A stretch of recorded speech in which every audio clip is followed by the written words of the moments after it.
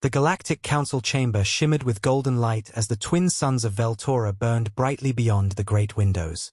Inside, hundreds of alien delegates filled the vast dome, their voices echoing through the hall in a dozen languages. The air buzzed with excitement, pride, and arrogance. For the first time in centuries, the galaxy was united under one decision, one that would, as they believed, bring everlasting peace. At the far edge of the chamber sat the human delegation, silent and still. Their seat was small compared to the others, almost humble, and that suited the council perfectly. Humanity had long been seen as strange, too emotional, too unpredictable, too dangerous. The speaker of the council rose from his shining throne, his crystalline body catching the light as he looked down at the assembly. For the safety of all sentient life, he declared, the time has come to disarm the humans. Their weapons have no place in a galaxy of peace. The statement hung in the air for a moment, and then the chamber erupted with applause. Alien leaders pounded their tables and shouted in approval. A species of soft-skinned beings raised their hands to the sky in praise. Yes, cried one. At last, the threat of human war will be gone forever. Only one person did not join in. The human ambassador, a woman named Evelyn Cross, stood slowly. Her expression was calm, but her eyes carried the kind of quiet that made even the loudest voices falter. Speaker, she said softly, you mistake peace for control. You think safety comes from silence, but peace exists because of balance. If you take our defenses, you take away that balance. Laughter filled the chamber. A reptilian general with golden armor hissed loudly. Balance? You humans nearly destroyed yourselves centuries ago. You are dangerous because you fear your own power. Evelyn didn't raise her voice. And you are dangerous because you fear ours. The laughter grew louder. The council members exchanged amused glances. To them, she was no more than a stubborn relic of a violent race. Your time of war is over, said the speaker coldly. The galaxy has evolved beyond fear. It is time humanity does the same. A single vote would decide the matter. The speaker raised his glowing staff, and the hall dimmed. One by one, the delegates placed their votes through their consoles. Blue lights for yes, red for no. Evelyn watched in silence as the dome filled with blue. Not one red. Not one voice stood for Earth. The speaker smiled. The vote is unanimous. Effective immediately, the disarmament of Earth begins. A murmur spread across the hall. Even among those who voted yes, a few seemed surprised by the speed of the decision. Evelyn stood quietly. She didn't argue. She didn't plead. She simply gathered her documents, turned toward the door, and said one final thing before leaving. You have chosen peace without protection. I hope you are ready for what that costs. The speaker's laughter followed her as the massive doors closed behind her. Peace needs no protection, human. 2 days later, the first fleets arrived in the Sol system. Hundreds of alien ships hovered over Earth, Mars, and the colonies of Jupiter's moons. Their commanders carried orders from the Council: confiscate all Terran weapons, destroy all orbital defenses, and ensure compliance through any means necessary. Humanity did not resist. The alien soldiers expected rebellion. After all, humans were known for their pride, but none came. The skies of Earth were quiet. Factories shut down without protest. Warships powered off. Drones stood still. The aliens mistook this silence for surrender. In the Council reports, it was called the peaceful transition. They believed it was a triumph of civilization, a moment of enlightenment where an old, violent species had finally accepted harmony. The galaxy celebrated. Fireworks lit up alien cities, and news channels broadcast the same message across 1,000 worlds. The era of human weapons has ended. The galaxy is safe. But on Earth, beneath the frozen peaks of the Himalayas, something stirred. Deep underground, past abandoned tunnels and sealed doors, old machines came to life. Red lights blinked after centuries of darkness. Circuits hummed. Servers whispered. The Terran network, a hidden defense intelligence created long before the Council's rule, reconnected itself piece by piece. A robotic voice echoed through the chamber, quiet but clear. Primary systems restored. Terran command protocols active. In a dark control room, screens flickered to life, showing star maps, alien fleet positions, and encrypted data streams from across the galaxy. Lines of code scrolled like rivers of light. Buried deep within the planet, in silence and shadow, humanity's forgotten strength began to breathe again. The world above had changed. Children played in parks under the watch of alien patrol ships. Scientists worked under supervision. The people smiled when cameras turned toward them. But when the lights went out at night, when the alien guards left, whispers filled the air. Families spoke quietly of the old fleets, of the stories their grandparents had told about freedom, about standing against fear. And somewhere in every human heart, a flame burned, small but unyielding. In orbit, an alien commander watched the peaceful blue planet and laughed. "Look at them," he said to his second officer. "Tamed, obedient, civilized at last." The officer hesitated. "Do you believe that?" The commander shrugged. "Why shouldn't I?" They gave up without a fight. Far below, Evelyn Cross stood on the balcony of the abandoned United Nations Tower in New Geneva, watching the alien ships pass overhead. The city lights reflected off her eyes as she spoke softly to herself. "You think silence means submission. You've never met the kind of silence that waits." Miles beneath her feet, the Terran network opened a single encrypted transmission, invisible to alien sensors. It was sent to one destination, an empty station hidden behind the shadow of the moon. The message was short. Phase 1 complete. Humanity will wait. Humanity will remember. And then, across the quiet Earth, the stars above seemed to flicker for just a moment, as if they, too, were holding their breath. The galaxy rejoiced as the Council declared victory over humanity. For the first time in centuries, the stars were at peace. At least, that was the illusion they wanted to believe. Grand celebrations erupted on countless worlds. In the skies of Veltora, fireworks painted the heavens in gold and silver. Across the trade routes, news channels repeated the same phrase again and again. The era of human aggression is over. The galaxy is safe.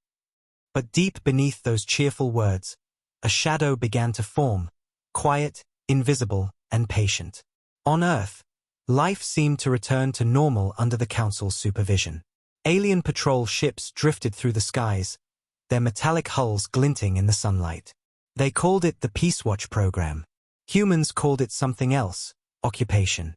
Every major city was monitored by alien drones. Every communication was scanned. The Council had promised respect, but what followed was humiliation. Human scientists were ordered to surrender their research. Military officers were stripped of rank. Even the smallest inventions had to be approved by alien officials before they could be built. To the galaxy, this looked like progress. To humans, it felt like chains. The Council's propaganda spread far and wide. Earth has joined the galaxy's great harmony. The age of war is behind us. But on the streets of Earth, whispers told another story. At night, when the alien drones retreated to their charging docks, small groups gathered in basements, barns, and forgotten tunnels. Engineers, veterans, and scientists met in secret, passing around old books and dusty datapads that contained forbidden knowledge, schematics of weapons, ship designs, and defense grids long erased from the official archives. They didn't call it rebellion. They called it memory. In one such gathering, an old soldier named Captain Ryden stood before a group of young men and women. The room was dimly lit, the air heavy with silence.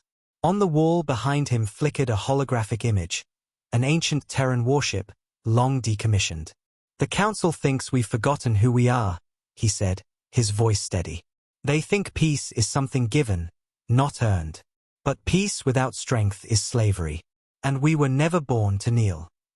The young faces before him listened in awe. Most of them had never seen a weapon larger than a drone. To them, the stories of Earth's fleets, the mighty ships that once stood against the stars, were legends. But legends have power, and legends were exactly what the galaxy had tried to erase. Meanwhile, far above, in orbit around Earth, an alien command ship drifted quietly. Inside, Commander Scyther of the Kelrath Empire studied the planet below. He was one of the architects of the disarmament campaign, and he wore his pride like armor. "Look at them," he said to his lieutenant, tapping a screen showing Earth's surface. "The humans adapt quickly. They work. They obey. It's almost disappointing." The lieutenant, younger and less certain, frowned. "I don't trust quiet species," he said. "They think too much." Scyther laughed. "Let them think. Their weapons are gone. Their armies are gone. All they have left are memories." He leaned closer to the window, his reptilian eyes narrowing. "And memories don't win wars." But somewhere in the void, far from his watchful eyes, a signal pulsed through the darkness, a signal too faint for alien sensors to detect. It traveled from deep beneath Earth's surface, through hidden satellites cloaked in debris, all the way to the outer edge of the solar system. There, behind the frozen shadow of Neptune, a small, forgotten station came alive. Its systems had been dark for over a century, its power core long thought dead. Now, one by one, lights flickered on. The Terran emblem, an ancient symbol of Earth, appeared on its central screen. "Connection re-established," said a synthetic voice. "The network endures." Back on Earth, Evelyn Cross, the former ambassador who had stood alone in the council chamber, walked through the abandoned corridors of the old United Nations facility. The alien patrols rarely came this far. It was considered a historical ruin, useless to them. She entered a small room deep underground and placed her hand on a scanner. The door slid open, revealing rows of old computers humming softly. A screen came to life, projecting a hologram of the Earth surrounded by red lines, communication routes, energy grids, orbital patterns. "They think they've taken everything," she whispered, her eyes narrowing. "They don't realize they've only taken what we showed them." She typed a series of commands, and a message began transmitting across encrypted human frequencies. "Phase 2 initiated, Silent Dawn." The message repeated 3 times, then disappeared into the void. In the weeks that followed, strange things began to happen. Small alien patrol ships near the asteroid belt went missing. Communication relays around Mars flickered and failed. Entire cargo fleets reported ghost signals, brief shadows on their scanners that vanished before identification. The Council dismissed it as technical glitches, caused by humans still adapting to the new peaceful systems. But the pattern grew. Dozens of incidents across multiple sectors. Every one of them near former Terran colonies. One night, Commander Scyther's ship detected movement near the dark side of the moon. A faint energy signature, gone in seconds. He frowned. "Investigate that," he ordered. The drones scanned, but nothing appeared. "Probably a weather satellite malfunction," said the technician. But Scyther couldn't shake the feeling that something was wrong. A week later, his fleet lost contact with 3 scout vessels near Jupiter's orbit. When rescue ships arrived, they found only fragments, clean cuts, no burn marks, no signs of battle. As if the ships had been erased by something faster, smarter, colder. In the council chamber, panic spread. "It's impossible," cried one delegate. "They have no weapons. Their fleets are dismantled." Lord Arquette, one of the few elders who had warned against the disarmament, leaned forward. "You have taken their guns, but not their will. You have silenced their fleets, but not their minds." The speaker slammed his staff on the floor. "Enough. Humanity is finished. We control their systems. We monitor every ship. If they were building something, we would know." Arquette's eyes glowed faintly. "Would you? You think they're building ships. They are building something far more dangerous." The chamber went quiet. "What?" the speaker asked slowly. Arquette's voice was almost a whisper. "They're building purpose." That night, across the stars, the hidden Terran network pulsed again. A single message echoed through the void, in a code only humans could read. "The world sleeps. The storm remembers." And somewhere deep beneath the Earth, an old machine's gears turned for the first time in centuries, humming like a heartbeat. Humanity was no longer disarmed. It was waiting to remind the galaxy that peace without respect is nothing more than a pause before the storm. The weeks following the strange disappearances near Mars and Jupiter changed everything. The council had promised the galaxy peace. Quiet skies, stable borders, no more fear. But peace began to crack like glass under pressure. Rumors spread faster than light. Merchant convoys whispered of human ships seen in the dark, ships that left no trace. Patrols vanished without distress calls.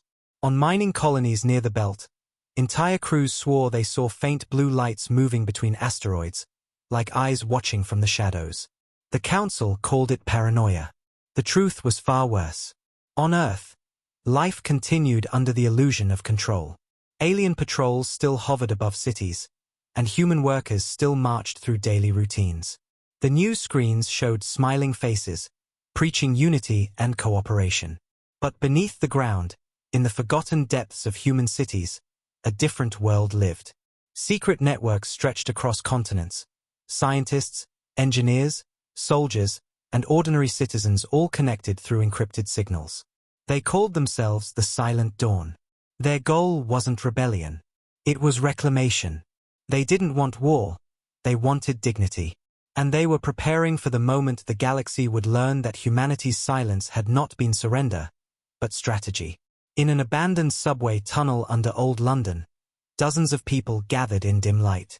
The air was thick with dust, the walls marked with old Terran flags. At the center of the crowd stood Captain Ryden, his voice firm and steady. "The Council believes we've forgotten who we are," he said. "They think we'll accept peace at the price of pride. But they've forgotten what peace really means to humans. It's not the absence of war. It's the freedom to live without fear." His words echoed off the stone. A woman stepped forward, young but sharp-eyed, holding a small glowing device. "Captain," she said, "we finished decoding the last transmission from Lunar Base. It's real. The Obsidian Network is alive." The room fell silent. The Obsidian Network, an ancient Terran defense system, was believed to be a myth. It was a network of AI-driven ships, satellites, and bunkers, built long before the Council's rule, hidden so deep that even Earth's governments had lost track of it. Ryden's eyes narrowed. "Are you sure?" he asked. "Yes, sir," she said, handing him the device. "It's already transmitting. It's not asking for activation codes. It's asking for orders." Far above, in orbit, alien ships monitored every human communication they could intercept. But the Obsidian Network didn't use standard signals. It spoke in frequencies buried beneath radiation noise, piggybacking on cosmic background waves. It was invisible. It was perfect. That same night, on the alien command ship Velian, Commander Scyther sat in his observation chair, eyes fixed on the blue planet below. "How can they be this calm?" he muttered. "No riots. No protests. Just silence." His lieutenant shrugged nervously. "Perhaps they're truly at peace." Scyther didn't answer. He couldn't shake the feeling that something was wrong. The human stillness didn't feel like peace. It felt like waiting. His sensors officer suddenly looked up from her console. "Sir, we're detecting energy fluctuations on the far side of the moon." Scyther turned sharply. "Show me." A holographic projection appeared before him. A faint pulse of light blinked just beyond Luna's shadow. It was weak, barely detectable, but rhythmic. Deliberate. "Is it ours?" he asked. "No, sir," she replied. "No Council beacon matches that frequency." Scyther stared for a long moment. "Send a scout drone." Quietly. The drone never returned. 2 days later, every communication satellite in orbit around Earth went dark for exactly 13 minutes. Alien technicians panicked, rushing to restart systems. But when the networks came back online, nothing seemed wrong. Nothing had changed, except one thing. A single word appeared at the bottom of every console, in ancient Terran code, patience. In the council chamber on Veltora, the delegates were furious. The speaker slammed his staff against the floor. "These humans are sabotaging our systems. They've violated the peace accord." Lord Arquette, the elder who had long warned the council, spoke softly. "You misunderstand them again. They are not violating peace. They are reminding you that you forced it upon them." The speaker glared at him. "You sound like them." Arkit's crystalline face glowed faintly. I've lived long enough to see empires fall by their own arrogance. You've mistaken silence for obedience. That is the oldest mistake in the universe. Across the galaxy, strange reports began to surface. A Varan military convoy disappeared near Alpha Tauri. A KRYTH listening post exploded from within, its power core melted without signs of attack.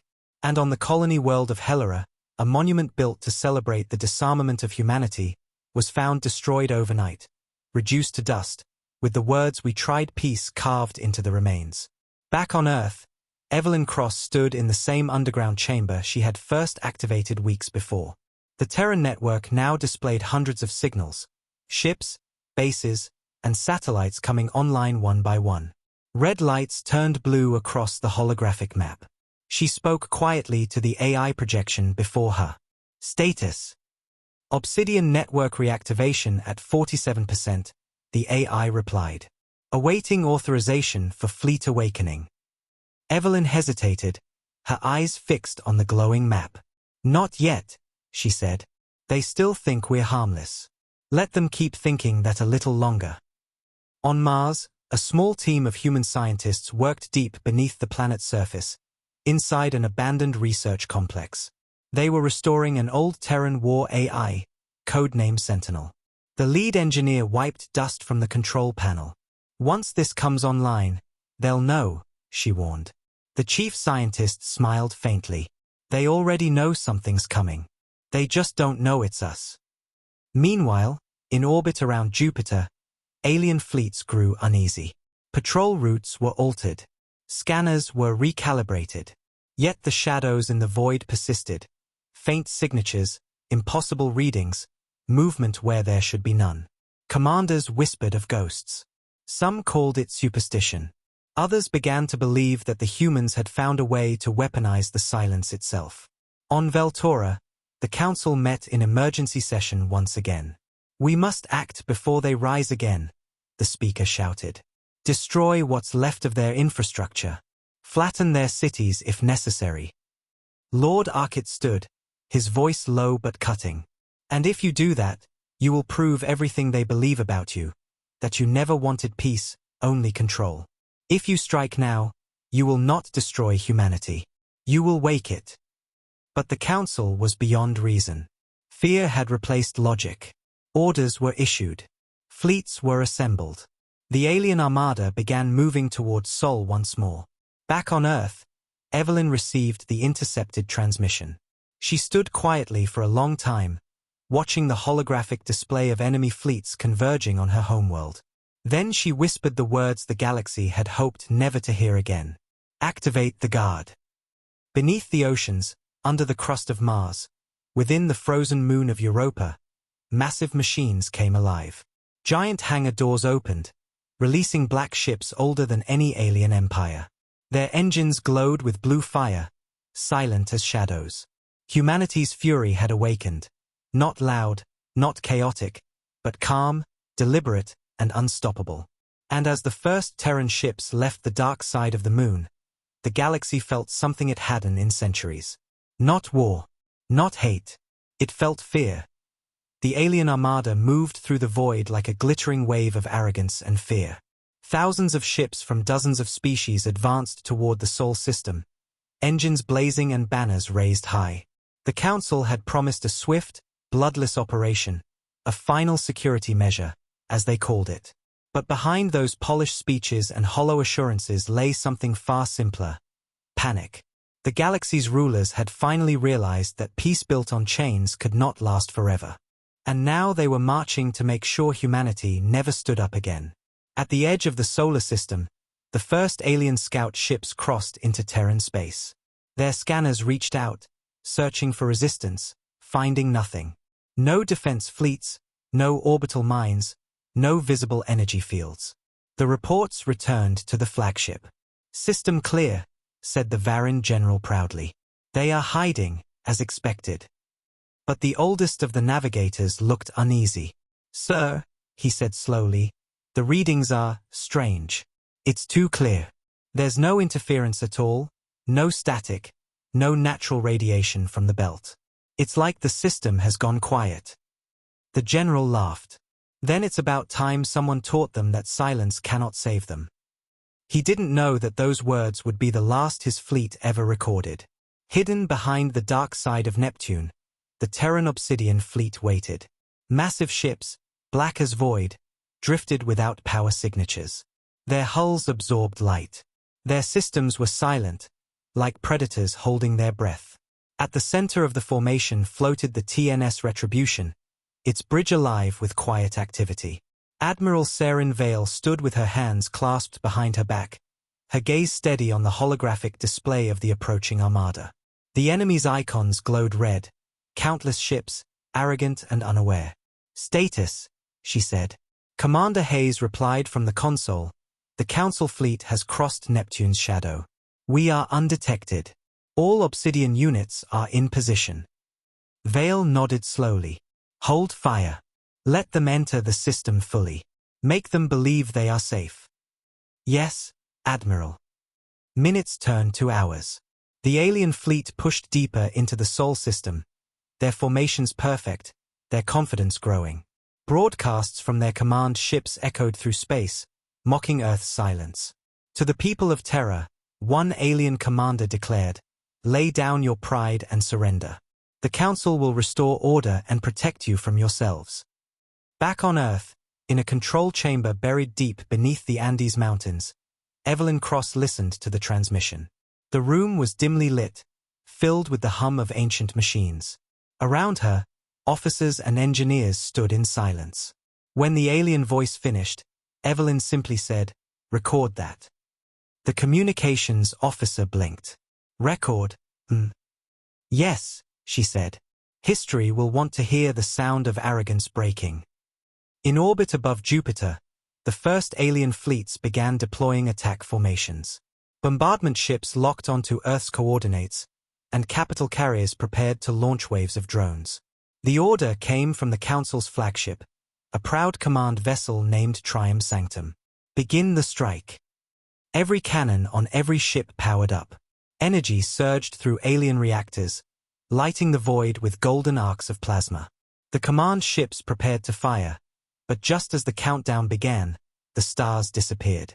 The galaxy's brightest lights, the twin suns of Veltora, seemed to fade from their navigation systems. Darkness consumed everything. Their radar died. Their scanners went blind. For a brief moment, every ship in the armada was alone. Then the first voice broke through the static, trembling. "Multiple contacts detected, everywhere. I repeat, everywhere." The stars returned, but not as they remembered them. Between the alien ships floated hundreds of dark shapes, massive vessels with hulls of obsidian metal, their edges glowing faintly blue. No engines, no transmissions, no warnings. Only silence. One alien commander whispered, "What are they?" And then, a voice filled every channel in the galaxy. Calm, human, unshaken. "This is Admiral Saren Vale of the Terran Obsidian Guard. You entered our system uninvited. You seek peace through control. You call it safety. We call it slavery. You took our weapons. Now face what you left behind." Before any response could form, every alien ship in the fleet lost control of its targeting systems. Their cannons refused to fire. Their engines locked. Panic spread like wildfire. "They've hacked our systems," shouted one officer. "We can't move." Vale stood on her bridge, eyes fixed on the display. "Activate Phase 3, she ordered. The void around the fleet shimmered. From the surface of Mars, hidden rail platforms launched invisible projectiles, massive electromagnetic pulses that struck the alien ships with pinpoint precision. There was no explosion, no fire, only silence as ship after ship powered down, their lights fading one by one. Within minutes, the Great Council Armada was dead in space. The proudest fleets in the galaxy floated helplessly, drifting like wreckage.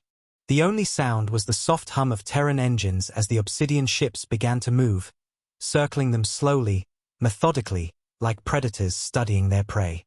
"Open a channel," Vale said.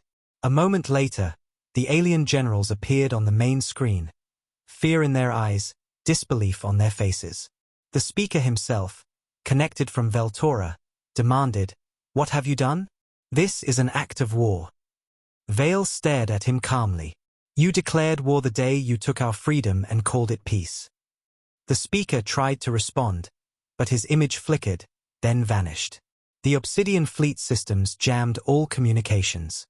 Only one final message appeared across every alien screen in glowing white text. "Peace cannot exist without respect." Then, as quickly as they had appeared, the Terran ships vanished. Every scanner, every visual feed failed to trace their departure. When power was restored to the alien fleets, they found themselves not near Earth, but at the edge of the galaxy, thousands of light-years away from the Sol system. The Council's Victory fleet had been displaced, defeated without a single shot fired. On Veltora, chaos erupted. Delegates shouted, panicked, accused one another of betrayal. "They can't have that kind of technology," cried one. "No species does." Lord Arkit rose slowly, his voice echoing through the chamber. "You wanted peace without equality. You wanted safety without trust. Humanity gave you both, and you called them dangerous. Now you know what danger truly is." Meanwhile, aboard the TNS Retribution, Admiral Vale watched the holographic feed of the alien fleet drifting at the edge of the galaxy. Hayes stood beside her. "They'll call this a massacre," he said. She shook her head. "No. No one died. We just reminded them that peace isn't something you vote for, it's something you earn." As the Obsidian fleet slipped back into the dark, Vale looked out at the stars. "For centuries, they called us unpredictable," she murmured. "They never realized that unpredictability isn't madness, it's freedom." The Terran ships vanished once more, leaving behind a galaxy that no longer knew what to believe. Every alien world that had once laughed at human weakness now looked up at the stars with fear. Because the truth had finally dawned on them. Disarming humanity hadn't brought peace. It had awakened something far stronger, something patient, relentless, and eternal. The fury of mankind had returned to the stars, and it would never sleep again. The galaxy reeled in chaos after the fall of the Council's invasion fleet. Billions watched in stunned disbelief as their once invincible armada vanished from Sol space and reappeared at the edge of the galaxy, powerless, silenced, and humiliated. For the first time in living memory, the great powers of the galaxy were speechless. There was no official report, no declaration of victory, no explanation of what had happened. Every alien knew the truth, but none dared to speak it aloud. Humanity had returned. On Veltora, the Galactic Council's golden capital turned into a chamber of panic. Delegates shouted over one another, demanding answers. The speaker's voice trembled as he tried to restore order. "They cannot possess that level of control. It violates every known law of physics." But no one listened. Fear ruled the room now. A trembling technician rushed in, carrying a data pad. "We recovered the last transmission from the fleet," he said. It's not complete, but..." He placed it on the holographic projector. The image flickered, showing the terrified face of the Varan general seconds before the blackout. Behind him, blue light filled the bridge as his crew screamed.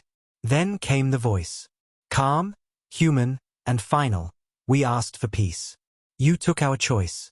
Now we take your silence." The image faded, leaving the hall in utter stillness.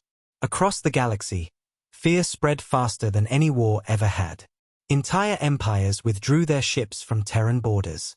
Trade routes closed. Systems once loyal to the Council began declaring independence. The media called it the Night of Vanishing Suns, because across hundreds of worlds, every communication satellite linked to Terran networks went dark at the exact same time. For 7 hours, the galaxy lost contact with itself. When systems came back online, messages appeared in every language, every dialect, every corner of known space. "Do not mistake disarmament for defeat." The message bore no threats, no symbols, only that simple sentence. But it was enough to shake the foundations of every empire. Meanwhile, in the Sol system, the Terran Obsidian fleet returned to its silent vigil. The ships hovered near the edges of the system like shadows, watching, waiting. Deep beneath the Earth's surface, Inside the command nexus under the Andes Mountains, Admiral Seren Vale met with the Council of the Terran Confederation. The room was circular, its walls glowing faintly with light from ancient servers. Holographic projections of military officers and scientists flickered around her. "They are terrified," said Commander Arlen Hayes. "Every major power has pulled back from the border. Some have even started sending peace envoys." Vale didn't smile. Her gaze remained fixed on the holographic display of the galaxy. Red zones, hostile powers, were rapidly turning blue as systems withdrew from the Council. "Fear is not peace," she said quietly. "It's only the first step." A scientist adjusted his console. "The Council still holds over 70% of the galactic trade routes. If they recover, they might retaliate." "They won't," Vale replied. "Not yet. They need stability too much. But when desperation grows, they'll try again, and we'll be ready." Hayes crossed his arms. "The question is, Admiral, what do we do now? The galaxy is fractured. They are leaderless. They'll either destroy themselves or come crawling to us." Vale looked up, her expression unreadable. "Neither. We'll rebuild the balance they broke." The Council of Officers exchanged glances. "You mean, rule them?" one asked hesitantly. "No," Vale said, her tone sharp. "We'll remind them that power isn't rule. It's responsibility." Far from Earth, on the frozen moon of Europa, ancient Terran shipyards had come alive again. Massive machines carved through the ice, revealing buried vessels older than the Council itself. These were the Ark-class dreadnoughts, humanity's last defense before disarmament centuries ago. Their hulls were made from alloys that the galaxy still couldn't replicate.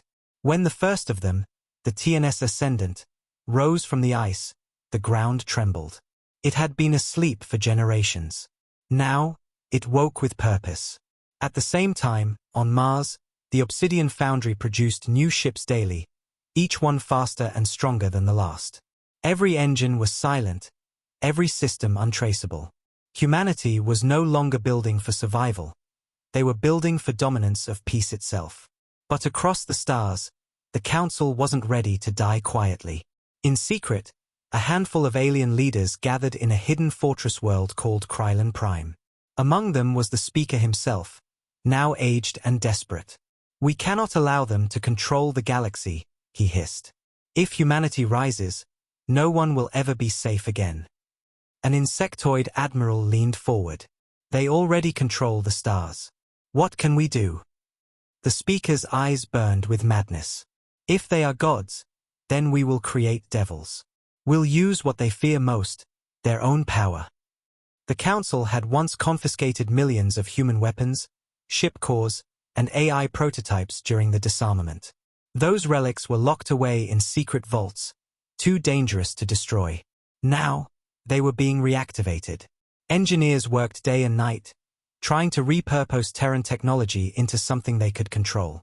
But no one fully understood it. It wasn't alien tech. It was human. It was built to think, to adapt, to protect humanity, and to destroy anyone who tried to misuse it. The first experiment was on a remote moon. The Council connected one of the dormant Terran AIS to their systems. For a moment, nothing happened. Then every light in the facility turned blue. The AI spoke through the loudspeakers in a calm, human voice, unauthorized activation detected. Defense protocol engaged. Moments later, the entire moon went dark. On Earth, the Nemesis Core, humanity's central AI, detected the disturbance instantly. "Admiral," it said, its deep voice reverberating through the command center. "They've tampered with our old technology. They've awakened something they cannot control." Vale's eyes hardened. "Prepare the fleet. No one uses Terran weapons but Terrans." Hayes looked at her. "Are we going to war again?" She shook her head. "Not war. Containment." The Obsidian fleet began to mobilize once more, rising silently from Mars, Europa, and Titan. This time, the galaxy noticed. Sensors across countless worlds lit up with alerts. The Council's remaining spies sent frantic reports. "They're moving again. The humans are coming." But this time, humanity didn't strike with anger. They moved with precision. Each ship took its place, each signal coordinated.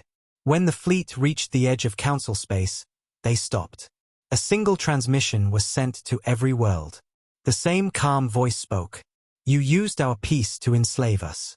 You used our weapons to destroy yourselves. This is your final warning. Stand down, or face what you unleashed. The speaker, in his panic, ordered the use of the stolen Terran AI weapons. For a moment, it seemed he might win. The Council's ships powered up, glowing with stolen human energy. But then, their systems turned against them. The AIS reconnected to the Nemesis core, recognizing their true master. One by one, the Council's ships fell silent, their weapons locking onto each other. In less than 10 minutes, the last remnants of the Council's military annihilated themselves. On the Retribution, Vale watched the holographic map as red dots vanished one after another. Hayes stared in awe. You didn't even fire a shot, he whispered. Vale turned to him. Why would we? They built their destruction with their own hands. As the last enemy ship vanished, the Nemesis Core's voice filled the air. Galaxy-wide transmissions complete. The message has been delivered. What message?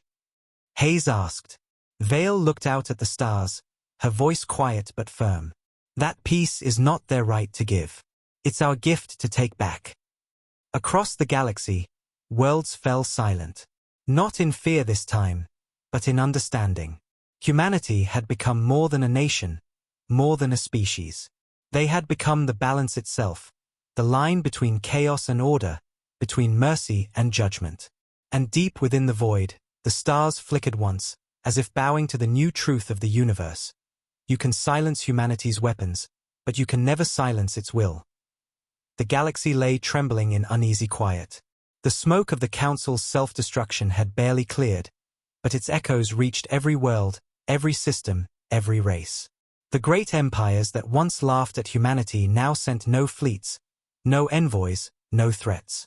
Entire civilizations hid behind closed borders, watching the void as if it might strike again. They didn't understand what had happened, how humanity, disarmed and forgotten, had risen from silence to end the most powerful alliance in galactic history without firing a single weapon. The stars themselves seemed to glow differently now, pale and cold, as if they too feared the fury that slept within the human heart. On Veltora, the once magnificent capital of the Galactic Council stood in ruin. The golden domes were cracked, the grand hall empty. What remained of the council met in darkness, far beneath the city. Only a handful of delegates survived the purge of their own making. The speaker, old and broken, sat in silence as his aides whispered the news. Entire sectors are gone, said one. Half our fleets turned on themselves. The KRYTH and Varin have declared independence. The rest refused to answer. The speaker lifted his weary head. And the humans? The aide hesitated. They're rebuilding, sir. But not like before. They're not expanding their empire. They're stabilizing it. Their fleets guard the edges of their system. They send no threats.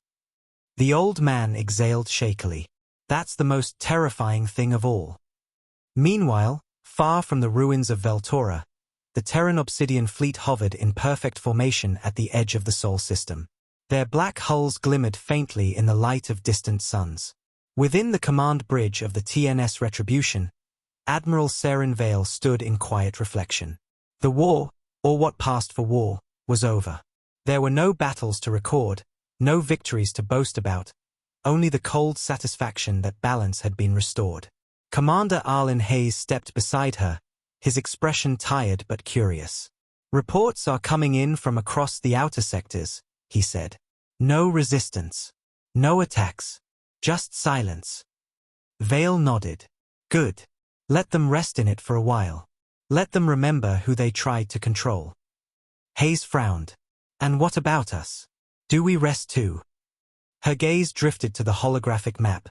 The galaxy spread before her, countless systems marked in blue and red. We don't rest, she said quietly. We rebuild. Not to conquer, but to protect what peace really means. Beneath the surface of Earth, In the deep vaults of the Terran Nexus, the Nemesis core pulsed softly in its chamber. The Ai's calm voice filled the air. Admiral, long-range sensors detect foreign movements along the galactic rim. Not Council remnants, something older. Vale's eyes narrowed. Define older. Technology predating the Council, replied the core. Organic signals combined with unknown energy readings. Estimated origin, beyond the Perseus fringe. Hayes turned toward her. Another species. Or something the Council buried, Vale muttered. Keep observing. No contact until I authorize it. For a moment, the room was silent except for the hum of machinery. Humanity had finally achieved dominance. But now something else was stirring in the void, something ancient. Still, Vale knew better than to rush. They had learned patience from their own pain. If the stars have new players, she said, they will reveal themselves soon enough. Across the galaxy, humanity's reputation grew into legend. To some, they were saviors, guardians who had restored balance to a broken universe. To others, they were monsters who had shown mercy only because destruction would have been too easy. Alien children whispered human stories as bedtime tales. Of blue-eyed ghosts who watched from the shadows, of ships that could move through light itself, of voices that spoke in calm warning before entire fleets vanished.